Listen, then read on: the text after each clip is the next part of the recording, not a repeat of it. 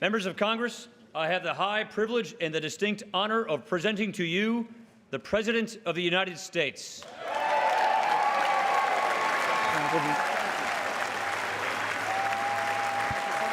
That's the first time Paul Ryan has had the chance to say that. Yep. He became Speaker, as we know, after John Boehner stepped down last fall, and this was after multiple times saying he did not want to be the Speaker of the House. So we finally changed his mind. And here now is the President. Mr. Speaker, Mr. Vice President, members of Congress, my fellow Americans. Tonight marks the 8th year that I've come here to report on the State of the Union. And for this final one, I'm going to try to make it a little shorter.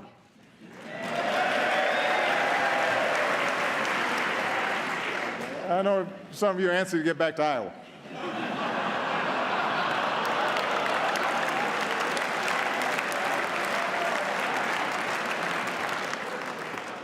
I've been there. I'll be shaking hands afterwards if you want some tips.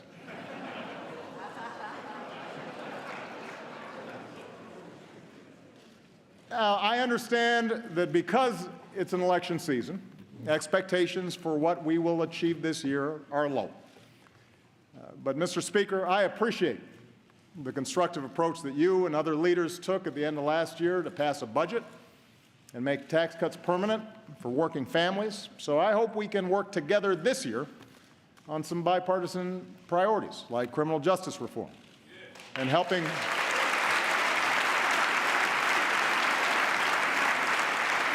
people who are battling prescription drug abuse and heroin abuse.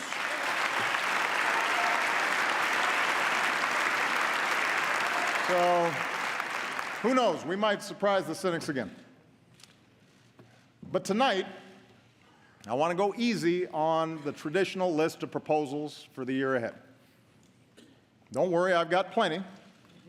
From helping students learn to write computer code to personalizing medical treatments for patients, and I will keep pushing for progress on the work that I believe still needs to be done. Fixing a broken immigration system. Protecting our kids from gun violence.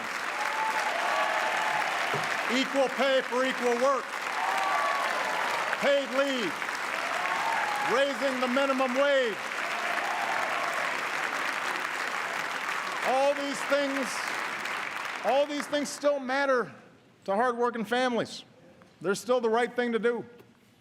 And I won't let up until they get done. But for my final address to this chamber, I don't want to just talk about next year. I want to focus on the next 5 years, the next 10 years, and beyond. I want to focus on our future. We live in a time of extraordinary change. Change that's reshaping the way we live, the way we work, our planet, our place in the world. It's change that promises amazing medical breakthroughs, but also economic disruptions that strain working families. It promises education for girls in the most remote villages, but also connects terrorists plotting an ocean away.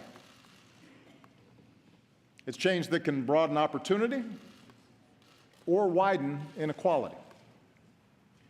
And whether we like it or not, the pace of this change will only accelerate. America's been through big changes before.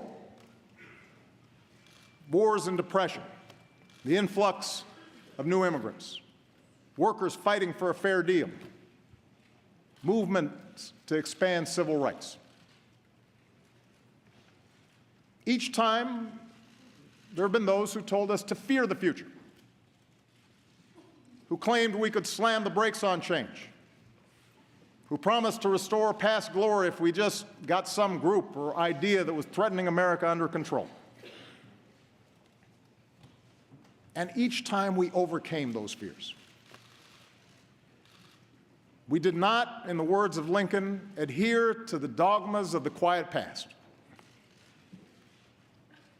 Instead, we thought anew and acted anew. We made change work for us, always extending America's promise outward to the next frontier, to more people.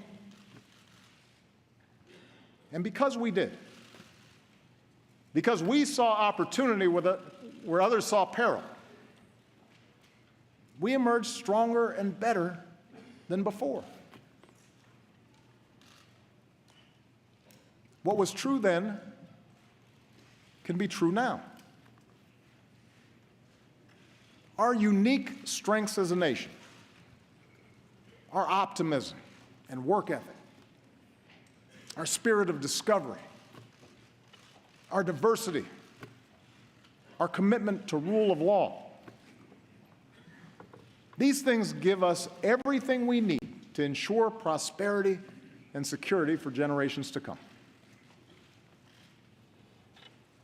In fact, it's in that spirit that we have made progress these past 7 years. That's how we recovered from the worst economic crisis in generations.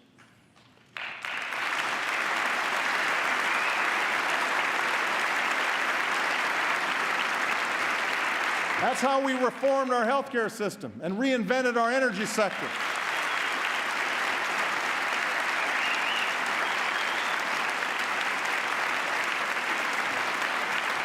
That's how we delivered more care and benefits to our troops coming home and our veterans. That's how we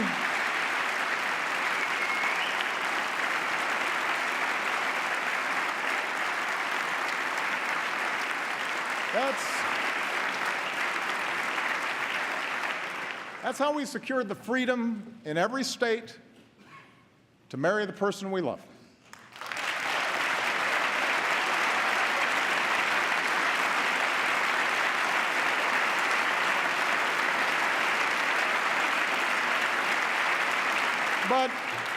But such progress is not inevitable.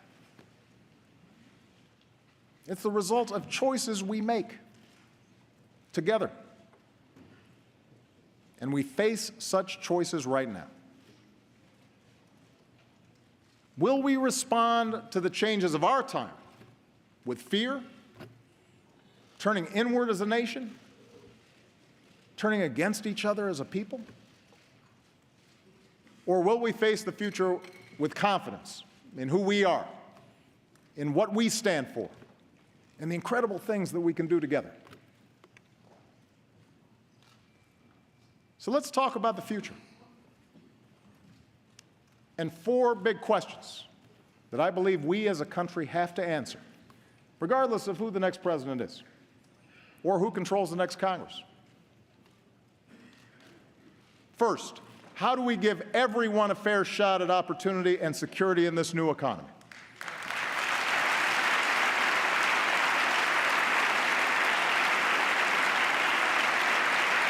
Second, how do we make technology work for us and not against us, especially when it comes to solving urgent challenges like climate change?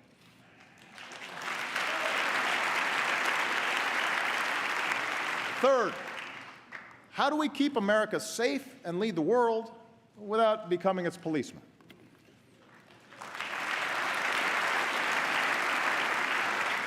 And finally, how can we make our politics reflect what's best in us and not what's worse?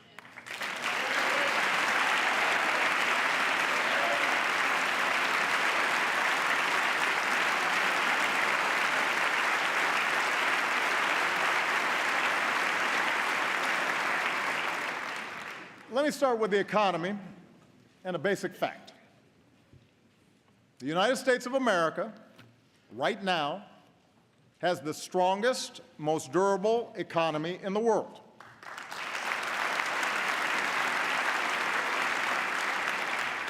We're in the middle of the longest streak of private sector job creation in history.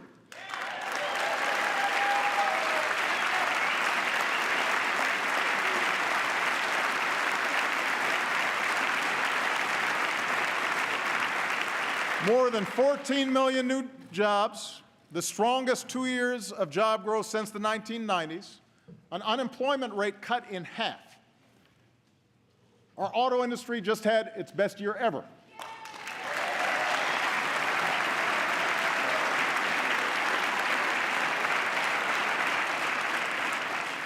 That's just part of a manufacturing surge that's created nearly 900,000 new jobs in the past 6 years.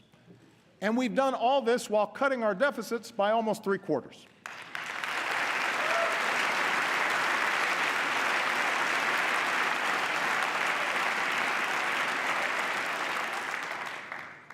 Anyone claiming that America's economy is in decline is peddling fiction. Now, what is true, and the reason that a lot of Americans feel anxious, is that the economy has been changing in profound ways. Changes that started long before the Great Recession hit, changes that have not let up. Today, technology doesn't just replace jobs on the assembly line, but any job where work can be automated. Companies in a global economy can locate anywhere, and they face tougher competition. As a result, workers have less leverage for a raise. Companies have less loyalty to their communities, and more wealth and income is concentrated at the very top. All these trends have squeezed workers, even when they have jobs, even when the economy is growing. It's made it harder for a hard-working family to pull itself out of poverty, harder for young people to start their careers, tougher for workers to retire when they want to. And although none of these trends are unique to America, they do offend our uniquely American belief that everybody who works hard should get a fair shot. For the past 7 years, our goal has been a growing economy that also works better for everybody. We've made progress, but we need to make more. And despite all the political arguments that we've had these past few years, there are actually some areas where Americans broadly agree. We agree that real opportunity requires every American to get the education and training they need to land a good-paying job. The bipartisan reform of No Child Left Behind was an important start. And together we've increased early childhood education, lifted high school graduation rates to new highs, boosted graduates in fields like engineering. In the coming years, we should build on that progress by providing pre-K for all and offering every student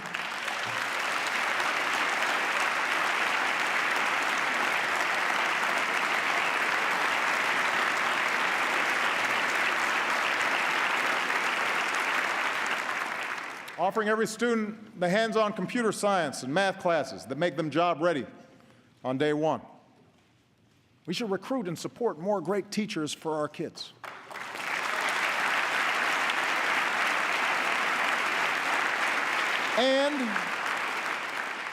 And we have to make college affordable for every American.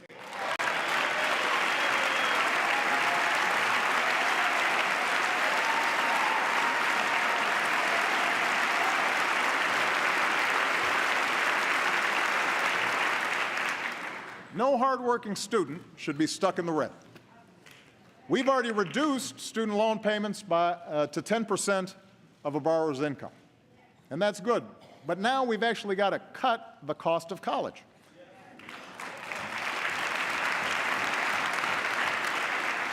Providing 2 years of community college at no cost for every responsible student is one of the best ways to do that, and I'm going to keep fighting to get that started this year. It's the right thing to do.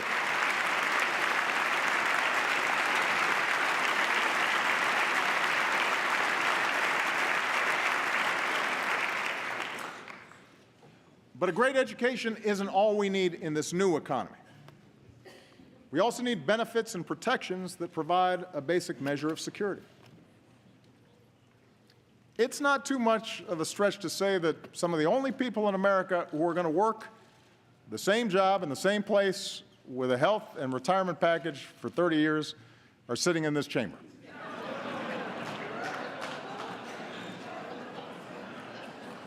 For everyone else, especially folks in their 40s and 50s, saving for retirement or bouncing back from job loss has gotten a lot tougher.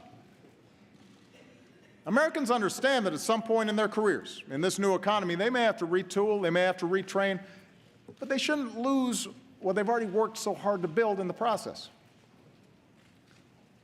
That's why Social Security and Medicare are more important than ever. We shouldn't weaken them, we should strengthen them.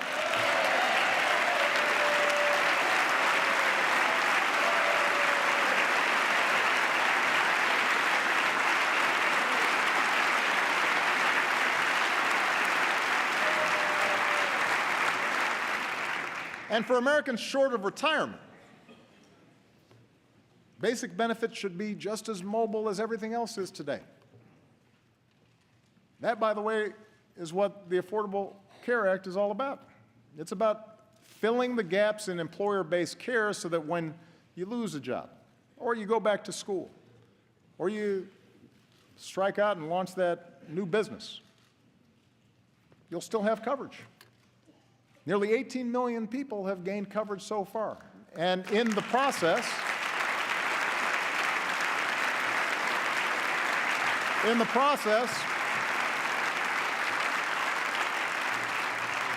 healthcare inflation has slowed, and our businesses have created jobs every single month since it became law. Now, I'm guessing we won't agree on healthcare anytime soon. But, oh, applause right there. Just a guess. But there should be other ways parties can work together to improve economic security. Say a hardworking American loses his job. We shouldn't just make sure that he can get unemployment insurance. We should make sure that program encourages him to retrain for a business that's ready to hire him. If that new job doesn't pay as much, there should be a system of wage insurance in place so that he can still pay his bills. And even if he's going from job to job, he should still be able to save for retirement and take his savings with him. That's the way we make the new economy work better for everybody. I also know Speaker Ryan has talked about his interest in tackling poverty. America is about giving everybody willing to work a chance, a hand up. And I'd welcome a serious discussion about strategies we can all support, like expanding tax cuts for low-income workers who don't have children.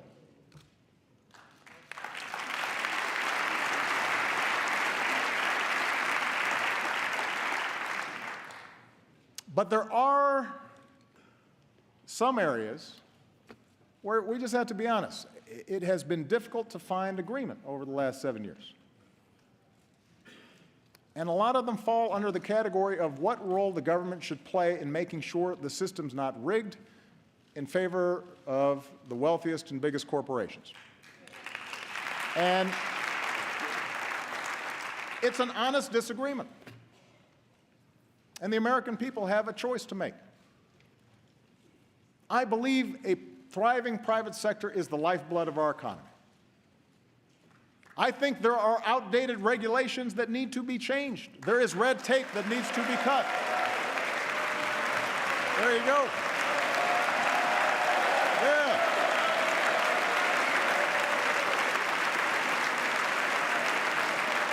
See?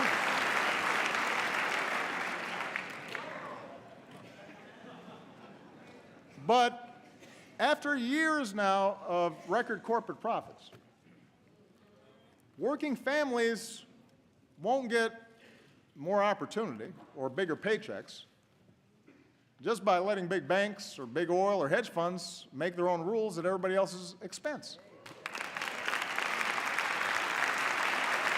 But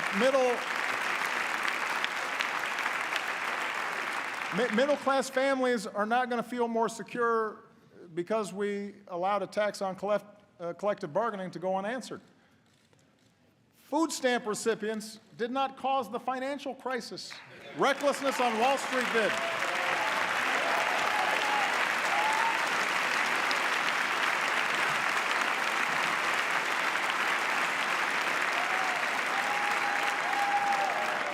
Immigrants aren't the principal reason wages haven't gone up. Those decisions are made in the boardrooms that all too often put quarterly earnings over long-term returns.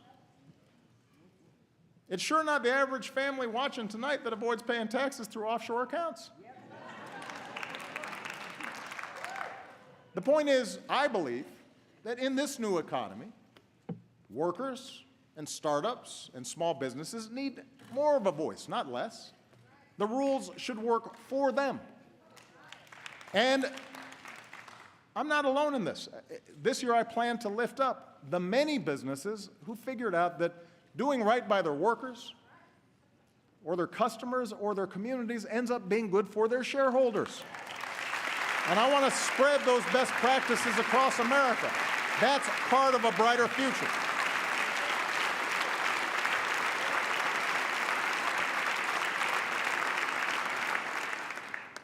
In fact, it turns out many of our best corporate citizens are also our most creative. And this brings me to the second big question we as a country have to answer. How do we reignite that spirit of innovation to meet our biggest challenges? 60 years ago, when the Russians beat us into space, we didn't deny Sputnik was up there. We didn't argue about the science or shrink our research and development budget. We built a space program almost overnight, and 12 years later, we were walking on the moon.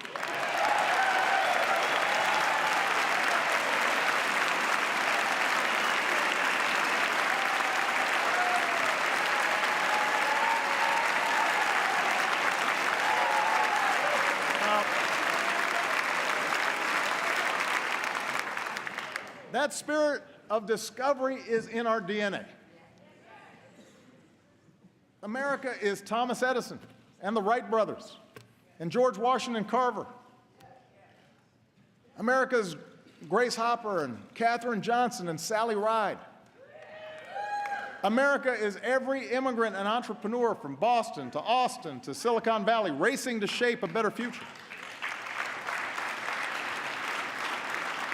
That's who we are. And over the past 7 years, we've nurtured that spirit. We've protected an open internet and taken bold new steps to get more students and low-income Americans online.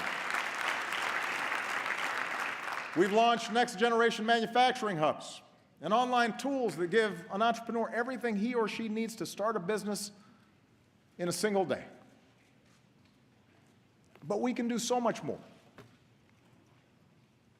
You know, last year, Vice President Biden said that with a new moonshot, America can cure cancer. Last month, he worked with this Congress to give scientists at the National Institutes of Health the strongest resources that they've had in over a decade. Well,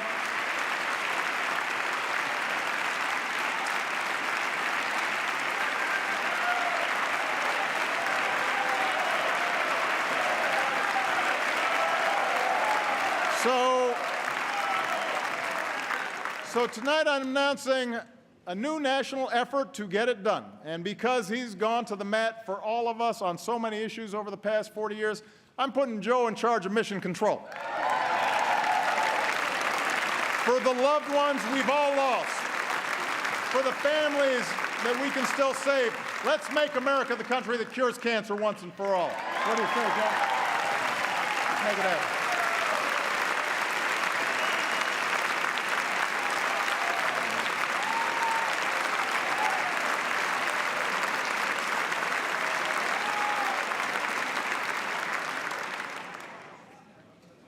Now, medical research is critical. We need the same level of commitment when it comes to developing clean energy sources.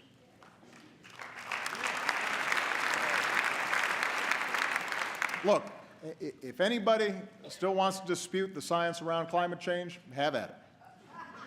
You will be pretty lonely because you'll be debating our military, most of America's business leaders, the majority of the American people, almost the entire scientific community, and 200 nations around the world who agree it's a problem and intend to solve it.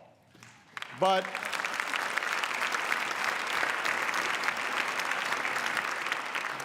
even if the planet wasn't at stake, even if 2014 wasn't the warmest year on record, until 2015 turned out to be even hotter, why would we want to pass up the chance for American businesses to produce and sell the energy of the future?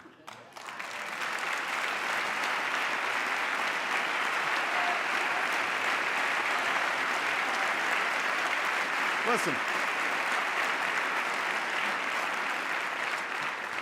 7 years ago, we made the single biggest investment in clean energy in our history. Here are the results. In fields from Iowa to Texas, wind power is now cheaper than dirtier conventional power. On rooftops from Arizona to New York, solar is saving Americans tens of millions of dollars a year on their energy bills and employs more Americans than coal in jobs that pay better than average. We're taking steps to give homeowners the freedom to generate and store their own energy, something, by the way, that environmentalists and Tea Partiers have teamed up to support. And meanwhile, we've cut our imports of foreign oil by nearly 60% and cut carbon pollution more than any other country on earth.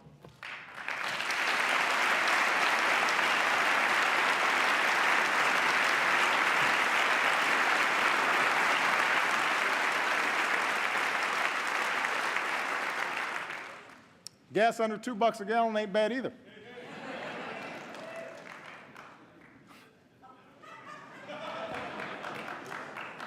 Now we've got to accelerate the transition away from old, dirtier energy sources. Rather than subsidize the past, we should invest in the future, especially in communities that rely on fossil fuels. We do them no favor when we don't show them where the trends are going. And that's why I'm going to push to change the way we manage our oil and coal resources so that they better reflect the cost they impose on taxpayers and our planet.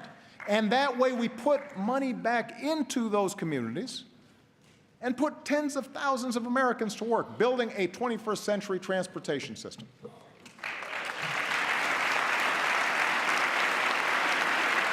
Now,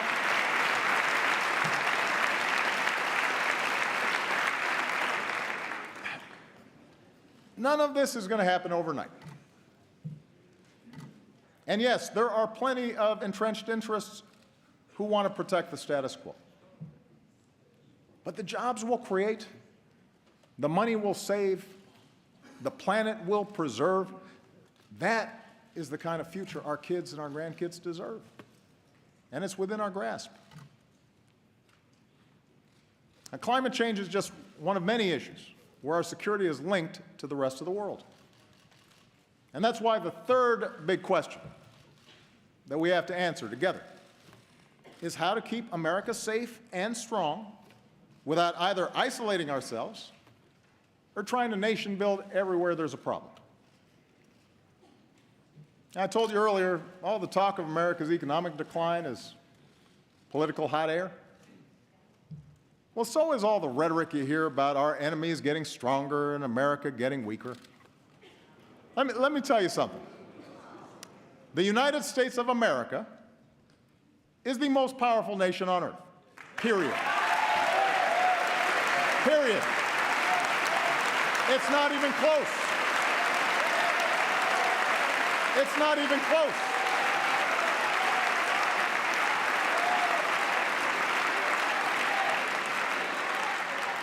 It's not even close. We spend more on our military than the next 8 nations combined. Our troops are the finest fighting force in the history of the world.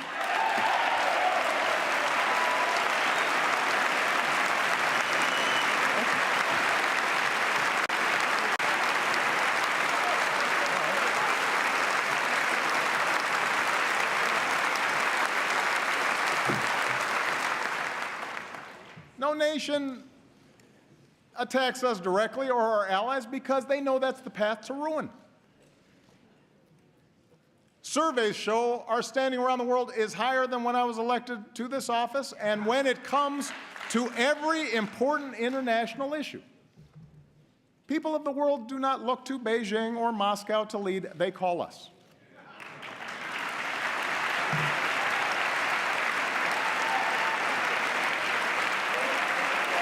So,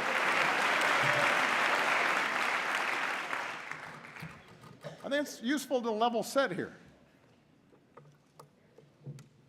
Because when we don't make good decisions. Now, as someone who begins every day with an intelligence briefing, I know this is a dangerous time. But that's not primarily because of some looming superpower out there, and it's certainly not because of diminished American strength. In today's world, we're threatened less by evil empires and more by failing states. The Middle East is going through a transformation that will play out for a generation, rooted in conflicts that date back millennia. Economic headwinds are blowing in from a Chinese economy that is in significant transition. Even as their economy severely contracts, Russia is pouring resources in to prop up Ukraine and Syria, client states that they saw slipping away from their orbit.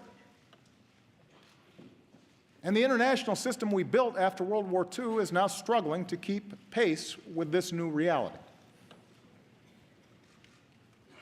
It's up to us, the United States of America, to help remake that system. And to do that well, it means that we've got to set priorities. Priority number one is protecting the American people and going after terrorist networks.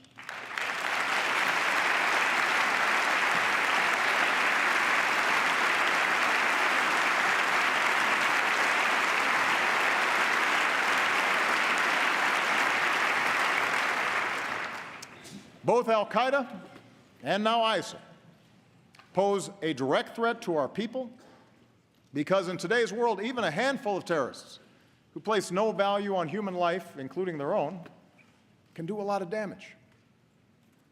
They use the internet to poison the minds of individuals inside our country. Their actions undermine and destabilize our allies. We have to take them out. But as we focus on destroying ISIL, over-the-top claims that this is World War III just play into their hands. Masses of fighters on the back of pickup trucks, twisted souls plotting in apartments or garages, they pose an enormous danger to civilians. They have to be stopped. But they do not threaten our national existence. That is the story ISIL wants to tell. That's the kind of propaganda they use to recruit. We don't need to build them up to show that we're serious. And we sure don't need to push away vital allies in this fight by echoing the lie that ISIL is somehow representative of one of the world's largest religions.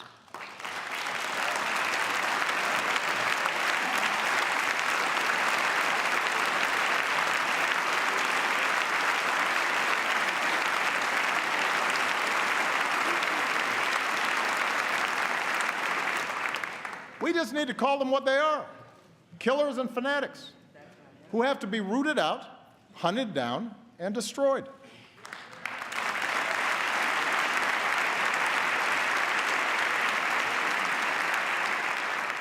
And that's exactly what we're doing. For more than a year, America has led a coalition of more than 60 countries to cut off ISIL's financing, disrupt their plots, stop the flow of terrorist fighters, and stamp out their vicious ideology.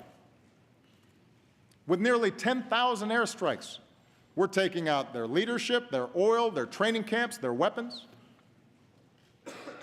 We're training, arming, and supporting forces who are steadily reclaiming territory in Iraq and Syria. If this Congress is serious about winning this war and wants to send a message to our troops and the world, authorize the use of military force against ISIL. Take a vote.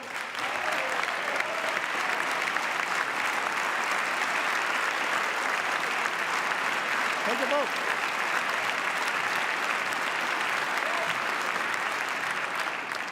But the American people should know that with or without congressional action, ISIL will learn the same lessons as terrorists before them.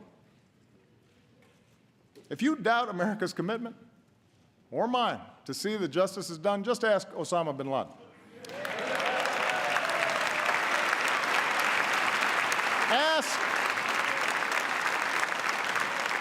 Ask the leader of al-Qaeda in Yemen, who was taken out last year, or the perpetrator of the Benghazi attacks, who sits in a prison cell. When you come after Americans, we go after you. And it may take time, but we have long memories, and our reach has no limits.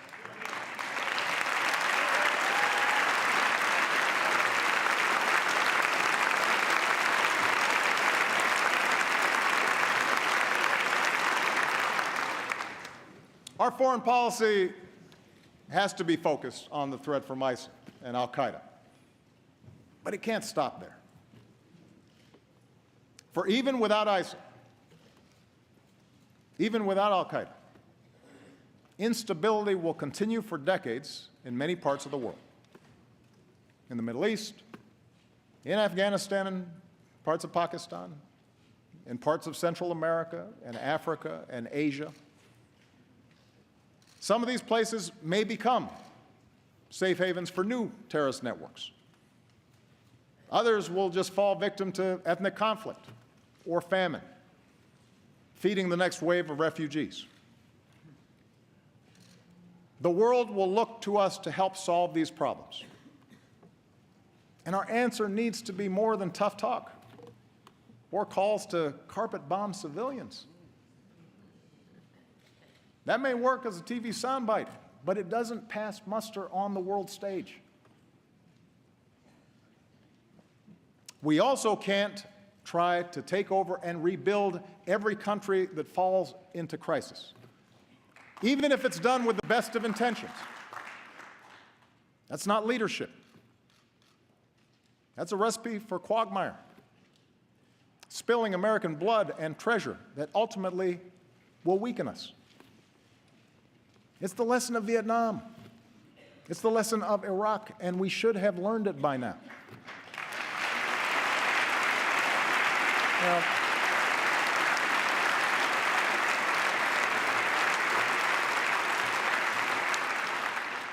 fortunately, there is a smarter approach, a patient and disciplined strategy that uses every element of our national power. It says America will always act, alone if necessary, to protect our people and our allies. But on issues of global concern, we will mobilize the world to work with us and make sure other countries pull their own weight. That's our approach to conflicts like Syria, where we're partnering with local forces and leading international efforts to help that broken society pursue a lasting peace. That's why we built a global coalition with sanctions and principled diplomacy to prevent a nuclear-armed Iran. And as we speak, Iran has rolled back its nuclear program, shipped out its uranium stockpile, and the world has avoided another war.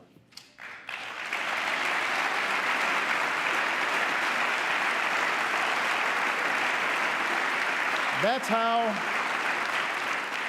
we stopped the spread of Ebola in West Africa.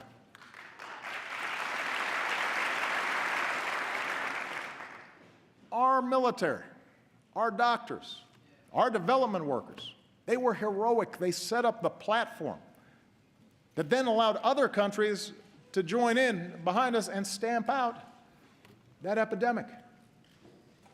Hundreds of thousands, maybe a couple million lives were saved. That's how we forged a Trans-Pacific Partnership to open markets and protect workers and the environment and advance American leadership in Asia.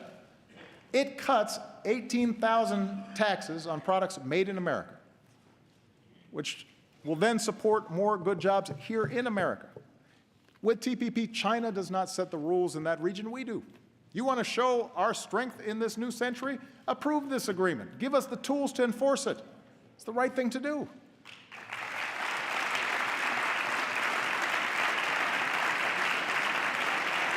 Let me give you another example. 50 years of isolating Cuba had failed to promote democracy. It set us back in Latin America. That's why we restored diplomatic relations, opened the door to travel and commerce, positioned ourselves to improve the lives of the Cuban people.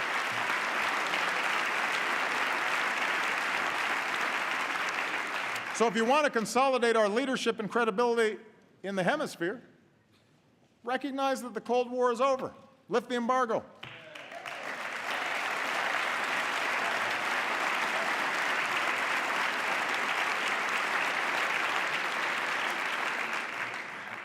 The point is, American leadership in the 21st century is not a choice between ignoring the rest of the world, except when we kill terrorists, or occupying and rebuilding whatever society is unraveling. Leadership means a wise application of military power and rallying the world behind causes that are right. It means seeing our foreign assistance as a part of our national security, not something separate, not charity. When we lead nearly 200 nations to the most ambitious agreement in history to fight climate change, yes, that helps vulnerable countries, but it also protects our kids. When we help Ukraine defend its democracy, or Colombia resolve a decades-long war, that strengthens the international order we depend on. When we help African countries feed their people and care for the sick, it's the right thing to do, and it prevents the next pandemic from reaching our shores. You know, right now we're on track to end the scourge of HIV/AIDS. That's within our grasp. And we have the chance to accomplish the same thing with malaria, something I'll be pushing this Congress to fund this year.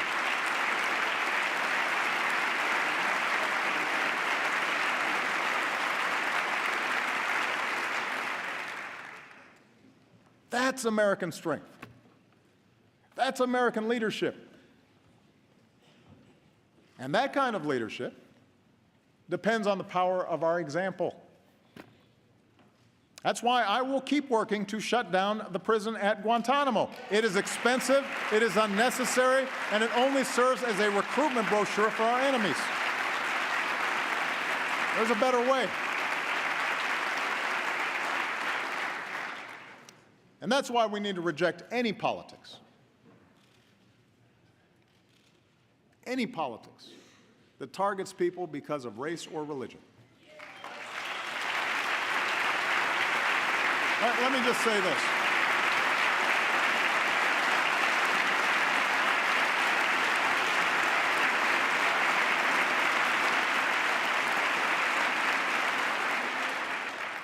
This is not a matter of political correctness. This is a matter of understanding just what it is that makes us strong. The world respects us not just for our arsenal. It respects us for our diversity and our openness and the way we respect every faith.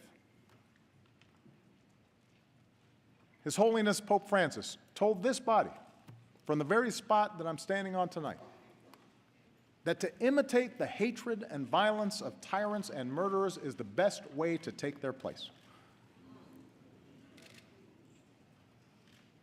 When politicians insult Muslims, whether abroad or our fellow citizens, when a mosque is vandalized, or a kid is called names, that doesn't make us safer. That's not telling it what telling it like it is, it's just wrong. It diminishes us in the eyes of the world. It makes it harder to achieve our goals. It betrays who we are as a country.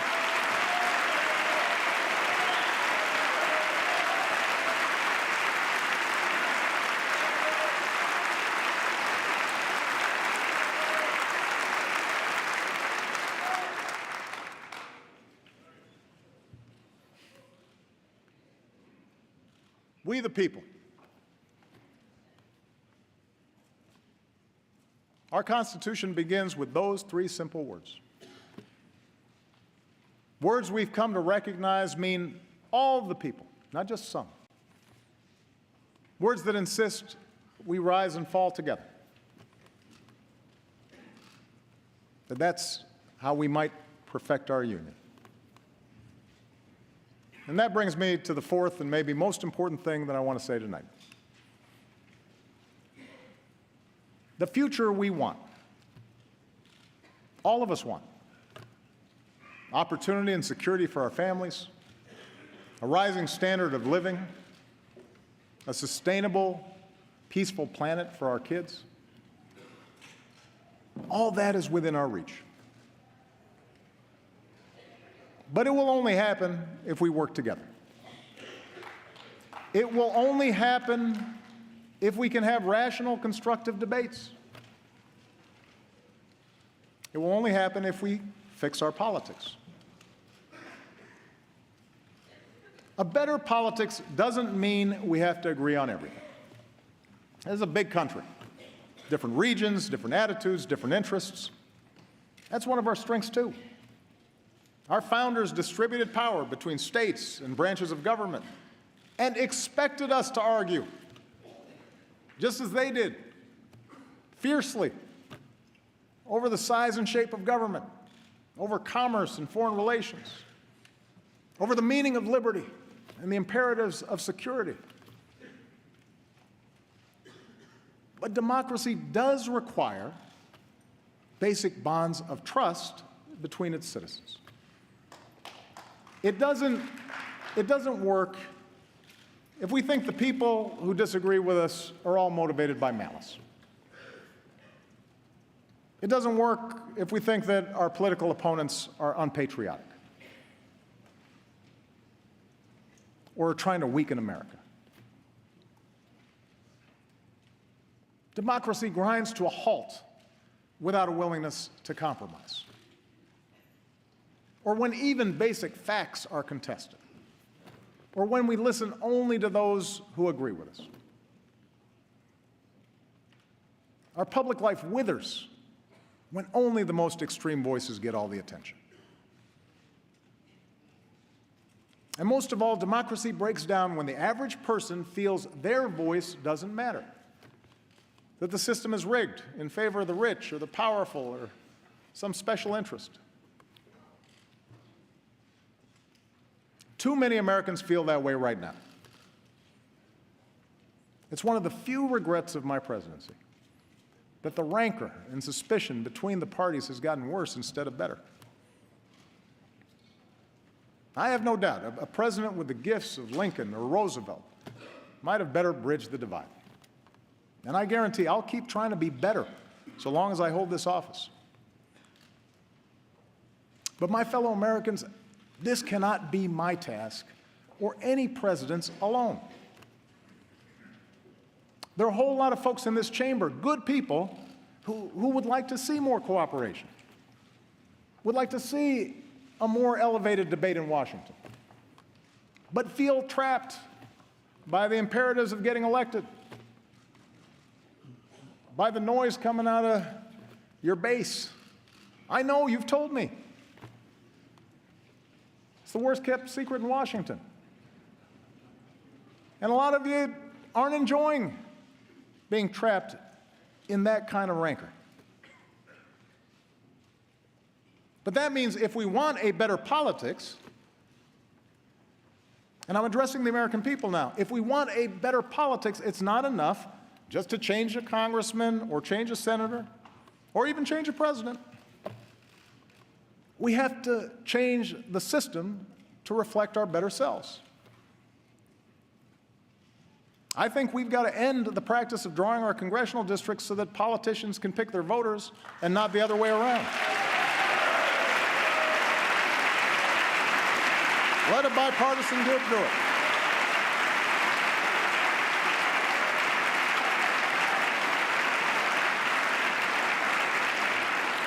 I believe we've got to reduce the influence of money in our politics so that a handful of families or hidden interests can't bankroll our election.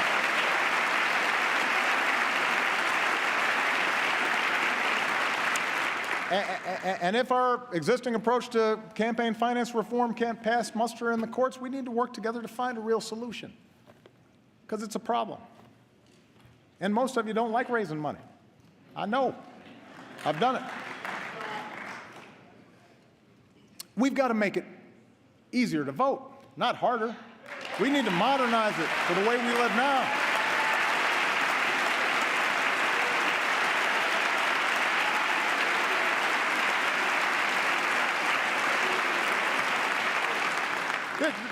This is America. We want to make it easier for people to participate. And over the course of this year, I intend to travel the country to push for reforms that do just that. But I can't do these things on my own. Changes in our political process, in not just who gets elected, but how they get elected, that will only happen when the American people demand it. It depends on you.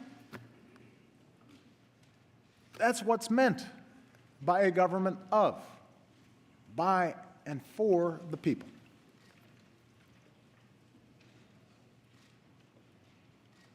What I'm suggesting is hard. It's a lot easier to be cynical, to accept that change is not possible. And politics is hopeless. And the problem is, all the folks who are elected don't care. And to believe that our voices and our actions don't matter.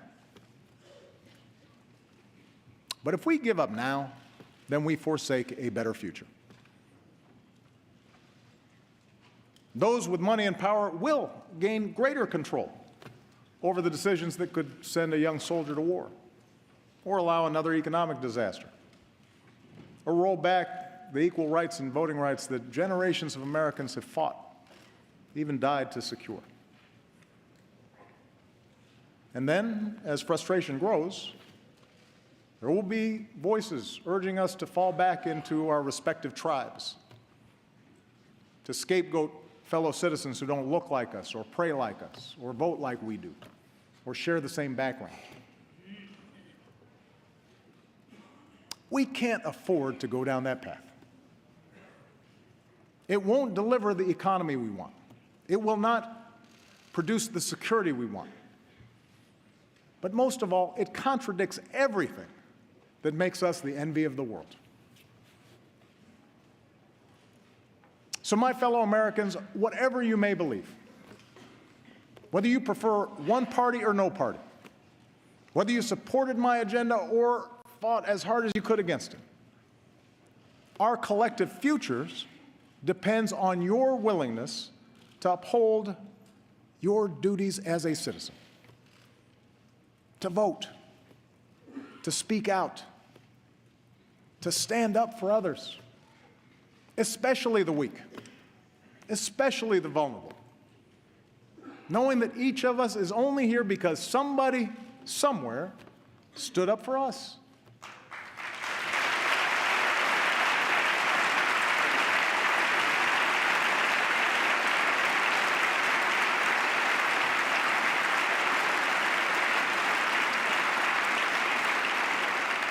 We need every American to stay active in our public life, and not just during election time, so that our public life reflects the goodness and the decency that I see in the American people every single day. It is not easy. Our brand of democracy is hard. But I can promise that a little over a year from now, when I no longer hold this office, I will be right there with you as a citizen, inspired by those voices of fairness and vision, of grit and good humor and kindness that have helped America travel so far. Voices that help us see ourselves not first and foremost as black or white or Asian or Latino, not as gay or straight, immigrant or native born, not Democrat or Republican, but as Americans first, bound by a common creed. Voices Dr. King believed would have the final word. Voices of unarmed truth and unconditional love. And they're out there, those voices. They don't get a lot of attention. They don't seek a lot of fanfare. But they're busy doing the work this country needs doing. I see them everywhere I travel in this incredible country of ours. I see you, the American people. And in your daily acts of citizenship, I see our future unfolding. I see it in the worker on the assembly line who clocked extra shifts to keep his company open, and the boss who pays him higher wages instead of laying him off. I see it in the dreamer who stays up late at night to finish her science project, and the teacher who comes in early, maybe with some extra supplies that she bought because she knows that that young girl might someday cure a disease. I see it in the American who served his time, made bad mistakes as a child, but now is dreaming of starting over. And I see it in the business owner who gives him that second chance. The protester determined to prove that justice matters. And the young cop walking the beat, treating everybody with respect, doing the brave, quiet work of keeping us safe. I see it in the soldier who gives almost everything to save his brothers. The nurse who tends to him till he can run a marathon. The community that lines up to cheer him on. It's the son who finds the courage to come out as who he is. And the father whose love for that son overrides everything he's been taught. I see it in the elderly woman who will wait in line to cast her vote as long as she has to. The new citizen who casts his vote for the first time. The volunteers at the polls who believe every vote should count. Because each of them, in different ways, know how much that precious right is worth. That's the America I know. That's the country we love. Clear-eyed, big-hearted, undaunted by challenge, optimistic that unarmed truth and unconditional love will have the final word. That's what makes me so hopeful about our future. I believe in change because I believe in you, the American people. And that's why I stand here as confident as I have ever been that the state of our union is strong. Thank you. God bless you. God bless the United States of America.